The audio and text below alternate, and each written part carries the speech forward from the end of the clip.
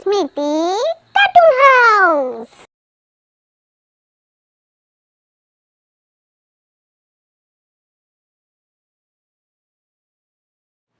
Hello বন্ধুরা, আজ আমি আবার এসে গেছি আরো একটা নতুন গল্প নিয়ে। আজ তোমাদের কাছে নিয়ে এসেছি ঠাকুমার জাদু ঝুড়ি। এক গ্রামে রিমলি তার মা বাবার সাথে থাকতো। ছোটবেলাতেই রিমলির মা মারা যায়। রিমলির দেখাশোনার জন্য রিমলির বাবা দ্বিতীয়বার বিবাহ করেন।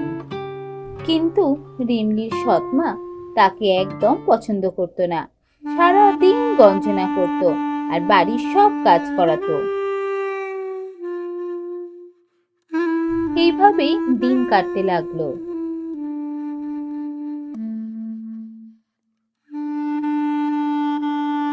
আর রিমলিও ধীরে ধীরে বড় হয়ে উঠল।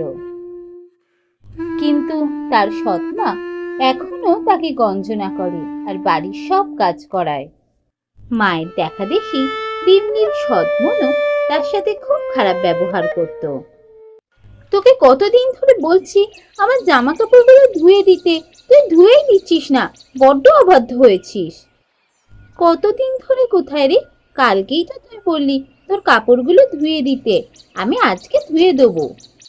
বাবা, তুই যা মুখে মুখে কথা বলিস না, তোকে কি এমন বলেছি তুই আমায় এভাবে কথা শোনাচ্ছিস? দাঁড়া, মাকে গিয়ে আমি সব বলবো।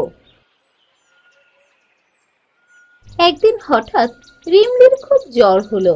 সে বিছানা ছেড়ে উঠতে পারল না। কিরে, বেলা গড়িয়ে তো দুপুর হতে চললো, এখনো শুয়ে আছিস কেন? বলি বাড়ির কাজগুলো কে করবে শুনি? মা, আজকে আমার খুব জ্বর, আমি উঠতে পারছি না, খুব মাথা যন্ত্রণা করছে। আজকের দিনটা তুমি করে নাও না মা। কি বললি? বাড়ির সব কাজ আমি করবো? ওঠ ওঠ বলছি, ওঠ, আগে ওঠ তুই। আহা, করো কি? মেয়েটার শরীরটা খারাপ, একটু শুয়েছে, আর তুমি ওকে ধরে ভাবে মারছো কেন? শরীর খারাপ না আরো কিছু? কাজ না করার ধান্দা এটা আমি বুঝি না। ওর যদি সে ধান্দাই থাকবে, তাহলে তো প্রতিদিন এইভাবে অসুস্থ হওয়ার বাহানা করে শুয়ে থাকতো। রোজই তো তোমার সব কাজই করে দিচ্ছে, একটা দিন তুমি করে নিতে পারছো না? কি বললে? আমি করবো সব কাজ? আমি কি তোমার বাড়ির চাকর নাকি? ওকে বিদায় করো বলছি। ও যদি থাকে বাড়িতে, আমি এ বাড়ি ছেড়ে চলে যাব। হয় ও থাকবে, নয় আমি থাকবো। আমার আর এখানে থাকতে ভালো লাগে না। রোজ সব কাজ করে দিই, মুখ বুজে থাকি, সব গঞ্জনা শুনি। একটা দিন অসুস্থ হয়েছি, একটু শুয়ে আছি বলে বাড়িতে কি অশান্তি। আমি এই বাড়ি ছেড়ে চলে যাই। এইভাবে কি থাকা যায় নাকি? না না, আমি চলে যাই এই বাড়ি ছেড়ে। এই বলে রিমলি বাড়ি ছেড়ে বেরিয়ে পড়লো। বেশ খানিকক্ষণ হাঁটার পর খুব শরীরটা খারাপ করছে, জ্বরটা মনে হয় বাড়ছে, খুব খিদেও পেয়েছে। আমার কাছে তো সে কাল রেখেছিলাম একখানা টাকা, ওটাই তো আছে, কিছুই তো নিয়ে বেরোয়নি। দেখি যদি কিছু খাবার পাই, এই একটা টাকা দিয়ে কিনে খাবো। খুব খিদে পেয়ে গেছে। ও, কি রোদ! মাথাটা যন্ত্রণায় ফেটে যাচ্ছে, আর পাচ্ছি না চলতে। আচ্ছা, ওখানে একজন ঠাকুমা বসে আছেন মনে হচ্ছে।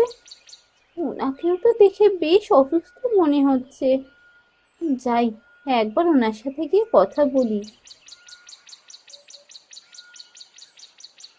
ঠাকুমা, ও ঠাকুমা, তুমি এখানে এভাবে বসে আছো কেন? আর বলিস না রে মা, হাটে গিয়েছিলাম ঝুড়ি বেচতে, একটা ঝুড়িও বিক্রি করতে পারিনি। খুব শরীর খারাপ করছে, আর ফিরে যেতে পারছি না, তাই রাস্তার ধারেই বসে আছি। আহা গো, ঠাকুমা এত বয়সেও এত ঝুড়ি নিয়ে কষ্ট করে বিক্রি করতে গেল, আর একটা ঝুড়িও বিক্রি হলো না। আচ্ছা, আমার কাছে তো একটা টাকা ছিল, ওই একটা টাকা বরং আমি ঠাকুমাকে দিয়ে দিই। আমার থেকেও বেশি কষ্টে আছে ঠাকুমা, ওনার বেশি দরকার, আর তার বদলে একটা ঝুড়ি চেয়ে নিই। ঠাকুমা, এই নাও, তোমাকে আমি একটা টাকা দিচ্ছি, তার বদলে তুমি একটা ঝুড়ি আমাকে দাও। কিন্তু তুই যে এই টাকাটা আমায় দিয়ে দিচ্ছিস, তোর দরকার লাগবে না টাকাটা? না না, আমার আর কি দরকার লাগবে, তুমি ওই টাকাটা নাও আর আমায় একটা ঝুড়ি দাও।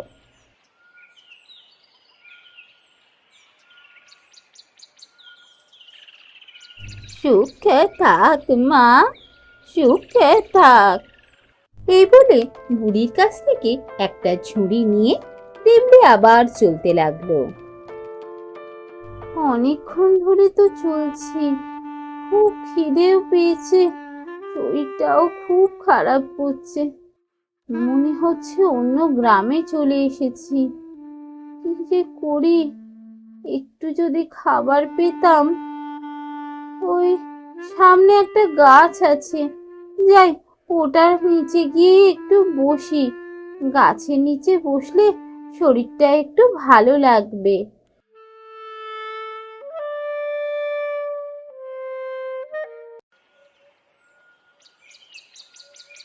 গাছের ছায়াতে বসে শরীরটা অনেকটা ভালো লাগছে, কিন্তু খিদে তো মিটলো না। একটু খাবার যদি পেতাম, টাকাটাও তো ঠাকুমাকে দিয়ে দিয়েছি। ইস, বেশি ঝুড়ি ভর্তি খাবার হতো, কি ভালোই না হতো।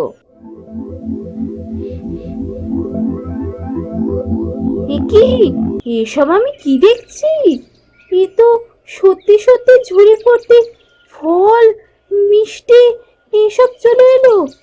এসব কি করে এলো? তার মানে এটা কি জাদু ঝুড়ি? আমি এই জাদু ঝুড়ির কাছ থেকে ফল নিয়ে ফল বিক্রি করা শুরু করি, আর এই গ্রামেই আমি থেকে যাই। তারপর থেকে রিমলি গ্রামের বাজারে ফল বিক্রি করা শুরু করলো, আর তার জাদু ঝুড়ির ফল খুব সুস্বাদু হওয়াতে খুব তাড়াতাড়ি তার সমস্ত ফল বিক্রি হয়ে যেত। সেই গ্রামে রিমলি একটা বাড়ি তৈরি করলো, আর সেখানে সে থাকতে শুরু করলো। আর এইভাবে রিমলির বেশ আনন্দের দিন কেটে যাচ্ছিল। কিন্তু হঠাৎ গ্রামে মড়ক দেখা দিল, একের পর এক গ্রামবাসী মারা যেতে লাগলো। একদিন বাজারে গিয়ে রিমলি জানতে পারলো, কি গো সারদা, তুমি এক সপ্তাহ আসোনি কেন? কি হয়েছে? শরীর ভালো আছে তো? আর বলো না, আমি তো ঠিকই আছি, ছেলেটা কি অসুস্থ গো, গ্রামে মড়ক লেগেছে, আমার খুব ভয় করছে। ছেলেটা এখনো সুস্থ হয়নি, কিন্তু ফল বিক্রি না করতে এলেও তো নয়, ঘরে তো পয়সা নেই, আর তাই আজকে এসছি। ছেলেটার কি শরীর খারাপ গো। সে কি গো, গ্রামে মড়ক লেগেছে? কই, আমি তো কিছু জানতে পারিনি। আচ্ছা, বৈদ্য মশাই কি বলছেন? আমাদের রাজবৈদ্য মশাই তো সারা দিন চেষ্টা করে যাচ্ছে রোগীদের সুস্থ করার, কিন্তু উনি বলছেন যে সবাইকে ফল মূল দুধ এসব ভালো ভালো জিনিস খেতে হবে, যাতে শরীরে পুষ্টি হয়, তবেই ওষুধ কাজ করবে। কিন্তু আমরা সব গরিব মানুষ, এত ফল মূল দুধ কি করে কিনে খাই বলো তো? তাই তো আমরা গরিবরা সুস্থ হতে পারছি না। সারদার কাছ থেকে সব জানতে পেরে রিমলি বাড়ি ফিরে এসে ভাবতে লাগলো, গ্রামের সমস্ত মানুষ এত অসুস্থ, ইস, আমি যদি কিছু করতে পারতাম। আচ্ছা, আমার কাছে তো জাদু ছড়ি আছে, জাদু ছড়ির কাছ থেকে ফল নিলে তো আমায় টাকা দিতে হবে না। আমি বরং জাদু ঝুড়ির কাছ থেকে ফল আর দুধ চাই, তারপর গ্রামের সমস্ত অসুস্থ মানুষের বাড়ি গিয়ে পৌঁছে দিই। তাহলে ওরা ফল দুধ খেয়ে ধীরে ধীরে সুস্থ হয়ে উঠতে পারবে। এরপর থেকেই রিমলি জাদু ঝুড়ির কাছ থেকে ফল আর দুধ নিয়ে অসুস্থ গ্রামবাসীদের বাড়ি বাড়ি গিয়ে পৌঁছে দিয়ে আসতে লাগলো। ওদিকে মরক নিয়ে খুবই চিন্তিত হয়ে পড়লেন মহারাজ।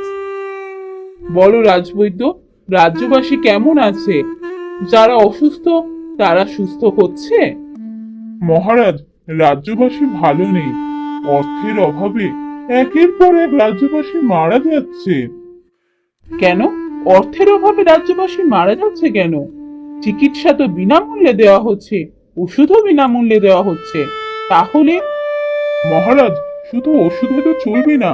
সুস্থ হয়ে ওঠার জন্য পুষ্টির দরকার, আর তার জন্য ফল দুধ এইসব ভালো ভালো খাবার খাওয়া দরকার। রাজ্যবাসীর কাছে এত পয়সা নেই যে তারা প্রতিদিন ফল দুধ কিনে খায়। সেই জন্য তাদের ওষুধেও কোনো কাজ হচ্ছে না, আর তারা মারা যাচ্ছে। সে কি কথা? তাহলে তো এর একটা ব্যবস্থা নিতে হয়। ঠিক আছে, রাজবাড়ি থেকে প্রতিদিন ফল আর দুধ বিতরণ করা হবে। সমস্ত গরিব মানুষ এসে যেন রাজবাড়ি থেকে ফল আর দুধ নিয়ে যায়। মহারাজ, শুনেছি একজন ফল বিক্রেতা অসুস্থ মানুষদের বাড়ি বাড়ি গিয়ে ফল আর দুধ দিয়ে আসছে বিনা পয়সায়। সে কি, তাই নাকি? হ্যাঁ মহারাজ, আর সেই জন্য বেশ কিছু মানুষ ধীরে ধীরে সুস্থও হয়ে উঠেছে। কিন্তু সবাই এখনো সেই ফল আর দুধ পায়নি, তাই এখনো অনেক মানুষই অসুস্থ। সে কি, আমি রাজা হয়ে যে কাজ করতে পারলাম না, একজন ফল বিক্রেতা একাই এত মানুষকে ফল আর দুধ বিনামূল্যে বিতরণ করছে? হ্যাঁ মহারাজ, তার উপর শুনেছি সেই ফল বিক্রেতা একজন মহিলা। মন্ত্রী, আমি সেই ফল বিক্রেতাকে দেখতে চাই। তুমি রাজবাড়িতে তাকে নিমন্ত্রণ করে নিয়ে এসো। রাজার নিমন্ত্রণ পেয়ে রিমলি মন্ত্রীর সাথে রাজবাড়িতে এলো। রিমলির কাজের কথা শুনে মহারাজ রিমলিকে শ্রদ্ধা তো করতেনই, রিমলিকে সামনে থেকে দেখে মহারাজ মুগ্ধ হলেন। আপনি কে? আপনি একা একজন ফল বিক্রেতা হয়ে কি করে এত মানুষের মধ্যে বিনামূল্যে ফল দুধ এসব বিতরণ করছেন? মহারাজ, আমি রিমলি, আমি একজন ফল বিক্রেতা। আমার কাছে একটা জাদু ঝুড়ি আছে। সেই ঝুড়ির কাছ থেকে আমি যখন যা চাই তাই পাই। তাই যখন আমি জানতে পারলাম যে গ্রামবাসী পুষ্টিকর খাদ্যের অভাবে মারা যাচ্ছে, তখন আমি ঠিক করি জাদু ঝুড়ির কাছ থেকে পুষ্টিকর খাবার চেয়ে সবার বাড়ি বাড়ি গিয়ে পৌঁছে দেবো। কিন্তু আমি তো একা, এত মানুষের বাড়ি গিয়ে পৌঁছে দিতে পারছি না। তাই বোধহয় আমি সেইভাবে সবার কাছে পুষ্টিকর খাদ্য পৌঁছে দিতে পারছি না। আমি রাজা হয়ে যে কাজ করতে পারিনি, আপনি একজন ফল বিক্রেতা হয়ে সেই কাজ করে দেখিয়েছেন। আর আপনি খুবই নির্ভীক, সেই জন্য জাদু ঝুড়ির কথা নির্ভয়ে আমায় বলেছেন।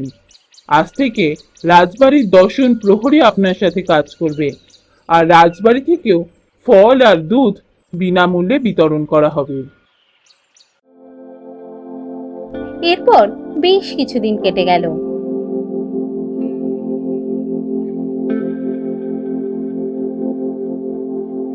রিমলি আর মহারাজের প্রচেষ্টায় রাজ্যবাসী ধীরে ধীরে সুস্থ হয়ে উঠল।